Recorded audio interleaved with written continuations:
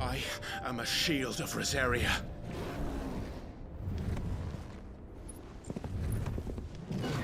And I will do my duty.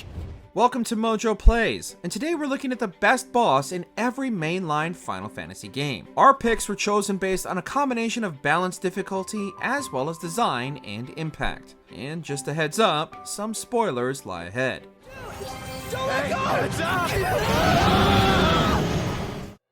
Before we begin, we publish new content all week long, so be sure to subscribe and ring the bell to get notified about our latest videos. Lich, Final Fantasy. The first of the four elemental fiends the Warriors of Light must face, Lich is also undoubtedly the coolest in terms of design. Found at the bottom of the Cavern of Earth, Lich is the first true challenge of the original Final Fantasy. His undead nature makes him weak to Dia and fire attacks, so strategize accordingly. Just watch out for his equally powerful magic attacks. Casting Null spells will cut this damage in half. Depending on which version of the game you're playing, you may have access to other helpful items, like the elemental curtains from the 20th anniversary and Dawn of Souls editions. He will, however, be a lot stronger the second time around though.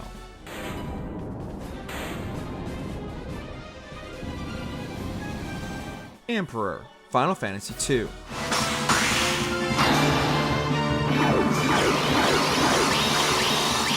Our first final boss on the list, the last Emperor encounter in Square's sophomore outing, is definitely the most badass in the game. Furion and friends defeat and kill him earlier on, sending him to hell. Unluckily for them, however, is that he takes it over. Yeah, so much for all that grinding. This final fight is significantly tougher, and focusing on evasiveness is highly recommended here. His Flare 16 attack hits the whole party for massive damage, so be sure to have a white mage at the ready. He also sports the most menacing and imposing design in the game, making him an easy pick for the best boss.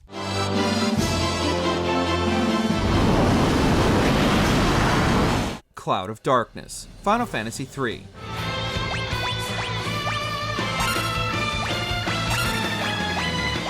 There are countless iterations of Final Fantasy III out there, from the Nintendo DS remake to the recent Pixel remaster. But one thing remains consistent. The final boss, Cloud of Darkness, is far and away the best fight in all versions. Her awesome design coupled with the battle music are a recipe for fun and is challenging to boot. Her Flare Wave attack can decimate your party, so, as always, make sure you have a white mage ready to go. To deal damage, the best strategy here is to load up on shurikens and tear her to shreds with as many ninjas as you can spare. With enough time, you'll beat the game and get to watch that sweet, sweet ending.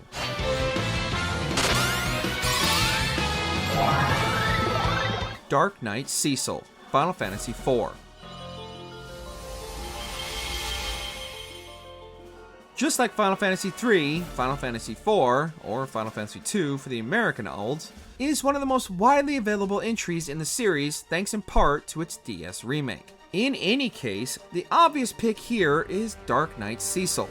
Midway through the story, troubled protagonist Cecil must bid farewell to his bloodstained past, atop the peak of Mount Ordeals, emerging victorious with new duds and abilities as a paladin. While this fight isn't necessarily the most difficult, it's a crucial turning point in the game's narrative, and a moment of powerful character development for our hero. Oh, and the battle music? Yeah, awesome. Play this game.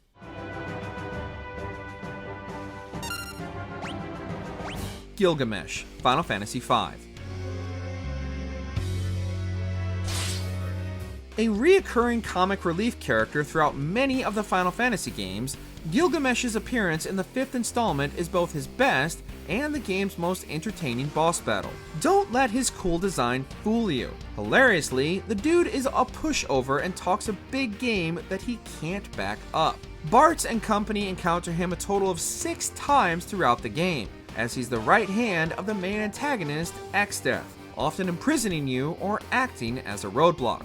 None of his encounters are terribly difficult, but we always love hearing his little quips and one-liners. If you're lucky enough with the Thief class, You can steal pieces of the Genji armor from Gilgamesh during each of your interactions with him, a must-have for strong builds. Phantom Train, Final Fantasy VI.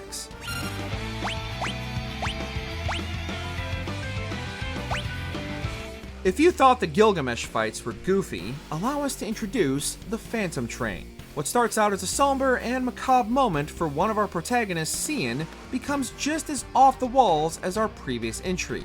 Yup, you fight an actual choo-choo train. Final Fantasy VI is widely regarded as one of the most iconic entries in the entire series, and its bosses are a big contributor to that.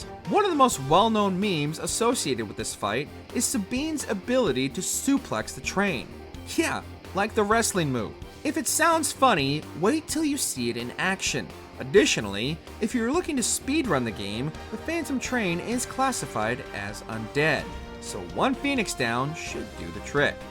Safer-Sephiroth, Final Fantasy VII.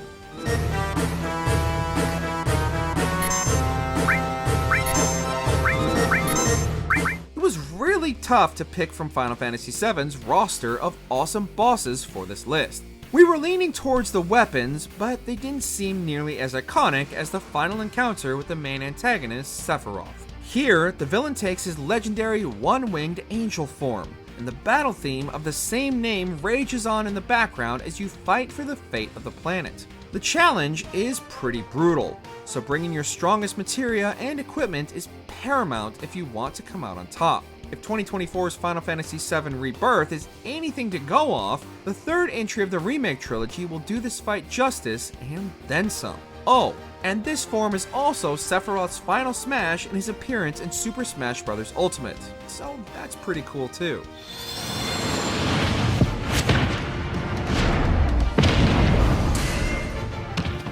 Omega Weapon, Final Fantasy VIII.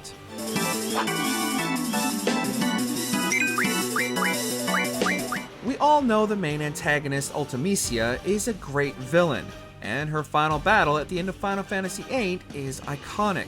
But there's another baddie that takes the cake here. Omega Weapon, found hidden within Ultimecia's castle, brings the heat in both challenge and cool design. The weird centaur-like hybrid creature boasts an insane amount of HP, weighing in at just over 1,000,000, and has some devastating attacks that can take out the entire party. Should you overcome this beast, the game congratulates you by unlocking the Proof of Omega, a sort of Easter egg in the help section of the menus. Necron, Final Fantasy IX.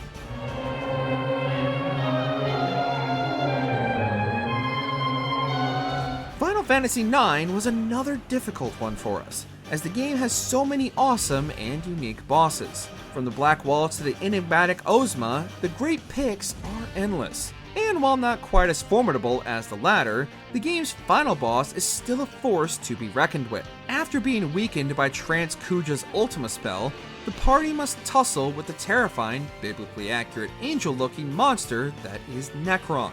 Beware of his powerful magic attacks, and try using the Dispel ability to remove his buffs. Take him out, and you're treated to a very satisfying ending that wraps up all the characters' stories.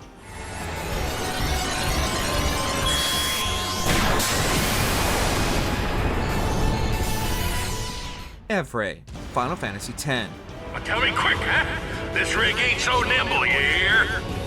Roger, I'll give the commands! At the midpoint of Final Fantasy X, the giant guardian dragon Evrae descends upon the Fahrenheit airship as the party attempts to reach Bevo. A pretty unique boss battle, you'll have to use the environment and parts of the ship to take it out. Strategizing your movements and paying attention to turn order is crucial, as you'll have to command the ship to get close or move away.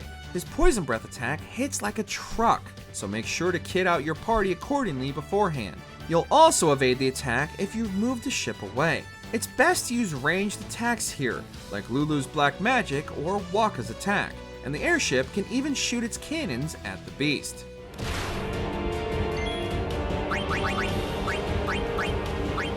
The Archangels, Final Fantasy XI.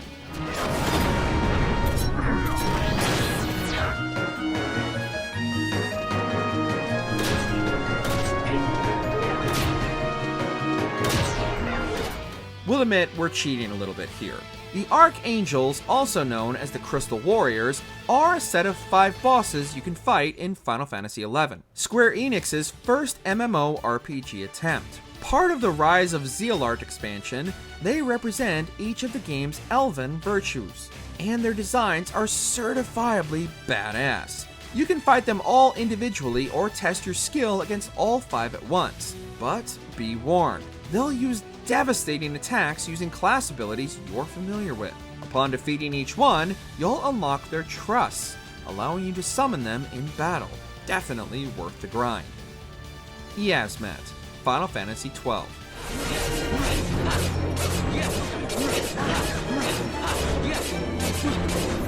While we didn't want to pick all of the hardest bosses for this list, it isn't our fault Final Fantasy XII's Yiazmat also happens to be the coolest in the game. Packing a whopping 50 million health, the final elite mark is not only an imposing beast from a gameplay perspective, but its size is just as intimidating.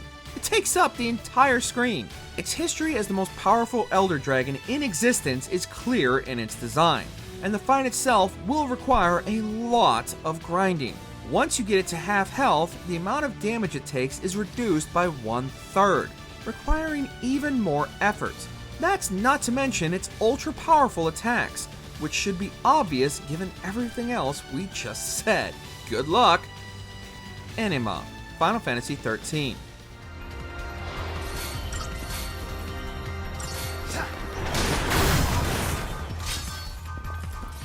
The first of Final Fantasy XIII's Pulseful Seed that Lightning and company come up against, Anima is definitely the coolest. While not really taking inspiration from the original undead look from Final Fantasy X, its design is still unmatched.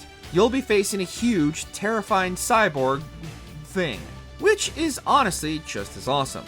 It attacks using the 2 manipulators on either side, making dodging a bit of a challenge. Still, destroying them both before attacking Anima's main body will allow you to finish it off in no time.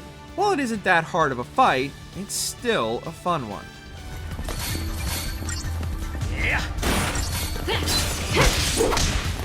Endsinger, Final Fantasy XIV, A Realm Reborn.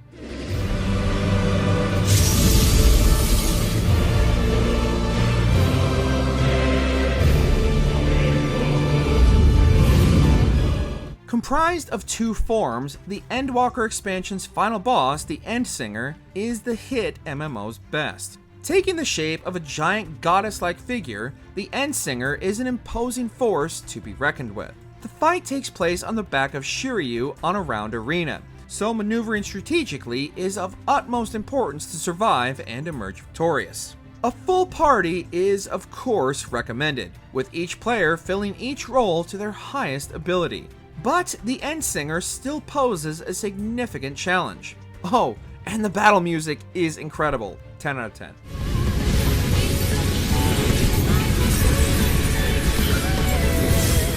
Leviathan, Final Fantasy XV.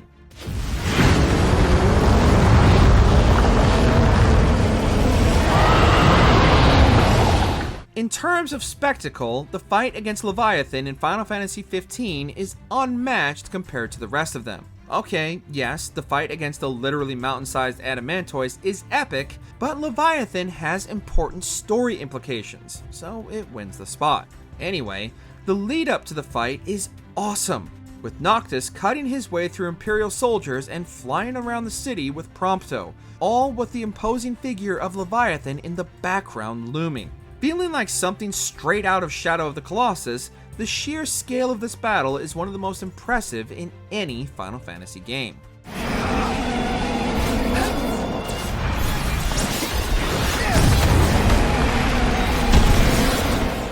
Bahamut, Final Fantasy XVI.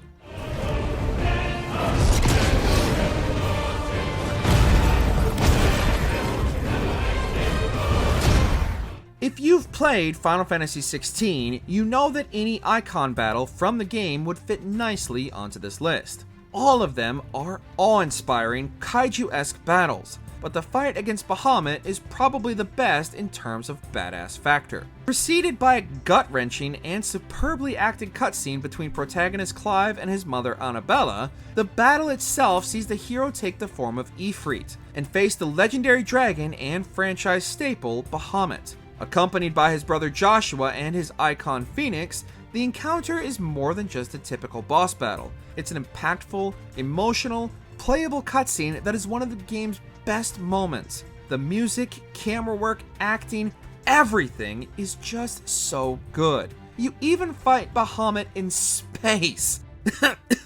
Okay, enough nerding out.